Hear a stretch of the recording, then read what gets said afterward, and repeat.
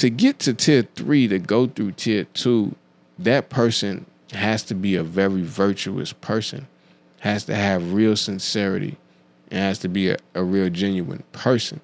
What the other two tiers didn't have, tier 3 has. Tier 3 has everything that tier 1 has, as about, as far as being schoolmates and enjoying each other in school and whatnot and kicking it. And it also has what tier 2 has, as far as socializing outside of school and having a good time and maintaining friendship. And the oddity or the rarity of it can grow into what we call tier 3, where you're around each other's families. And there is a trust, a genuine trust there, a sincerity there. And to bring that up, I got to talk about my homeboy, Ryan. Ryan Penny. Since I said the other two white boy names, I got to say his name.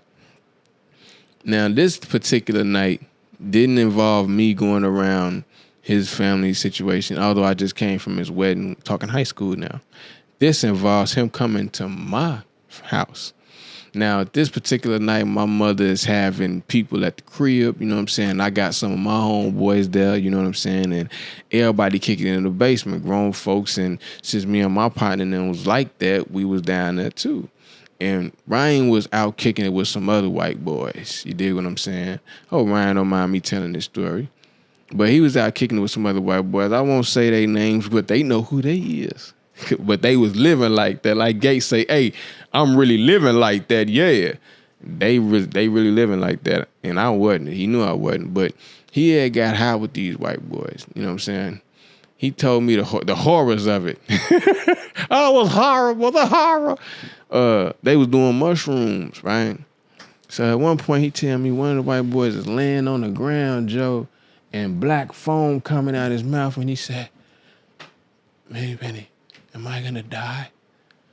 So he was in hot water, man. And he came to my house. I didn't even expect him to kick it. I'm kicking it with the homies. You know what I'm saying? He came to my house. Now when he got there, he was sweating like a mob. And so he come down the basement and everything, got him sitting up, got him drinking some water and everything, but he's sweating and he going crazy. And so I'm playing cards. And he leaned over to me, he said, hey man, can you take me home? He said, I can't drive. Can you take me home? I said, yeah, I got you. But in order to do that, I need somebody to drive my car back. Now, I don't trust none of these people in here. None of these niggas got licenses or nothing. They and they baby mama in them car with no license. And my homeboy Santana, his license was bad. But I can't have Ryan out here like that. So I say, okay, I'm going to drive your car. Santana, you going to drive my car. And you just follow me real closely. You know what I'm saying? So trays don't bop or whatever. And I got Ryan home, gave him his keys. He went in the house, got in my car. Santana got in the passenger seat. We drove back to the crib.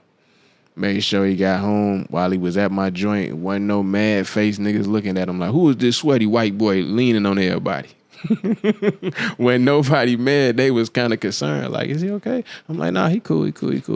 Ryan sitting up there like this. Like, I just watched the Mortal Kombat movie. He was like, finish him. You got me going in circles. Anyway. And he told me something, like when we spoke at school the next day or whatever, because obviously his parents knew. And he said his daddy was like, wow, okay, I had judged him wrong about me. His daddy didn't want him kicking it with me at first. I can only assume why. You know, he wants his son to grow up to be this, that, and the other. No, never mind the white boys that's getting him fucked up. But me, it took for that act of sincere, genuine connection, friendship, for me to make sure he got home without no type of pat on the back, because he didn't tell me. He told his son, and he told me. But those are the 3 tiers, yeah? And so you should hope for tier 1, because that's probably what most folks is going to be able to get. To get to tier 3, to go through tier 2, that person has to be a very virtuous person, has to have real sincerity, and has to be a real genuine person. Because I just went to his wedding, last year. And it was a wondrous event. You know what I'm saying? I was thoroughly. I was very pleased. Yes, yes, yes. Mm-hmm. Very good, very good, very good. And that's how I was talking to everybody. Yeah, yes, yes, very good. Yeah, yeah. Nah, I'm bullshit. But I was around his kinfolk, you know what I'm saying, and his bride. I was around her kinfolk and them, and I was in that monk, you know what I'm saying, doing the boogaloo and dance with some old white lady and everything. And, you know, everybody had a good time, you know. But I was the only one there. Shout out to my homie CJ. But yeah, I was the only one there. And that's just, I'm assuming, because the strength of our relationship, even if he don't kick it with other niggas, he don't have to. He don't have to. He's not obligated to. And similarly, I ain't been around no other white boys like that in that same kind of capacity, because neither am I.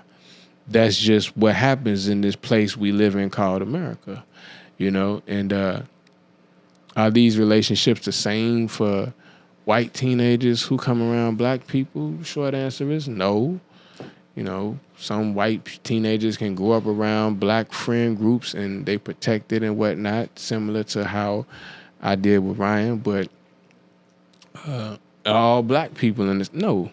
You know what I'm saying? Because I just spoke with the situation with Ryan to this day. So there are no absolutes with this. Everything exists on the spectrum or the 3 tiers that I just described. And are you a special Negro? The answer is no. Neither am I. We're just people. We're just ordinary people. You know what I'm saying? Like, we just people, and everybody gonna, you know, experience this life in a way that hopefully we can keep our lives.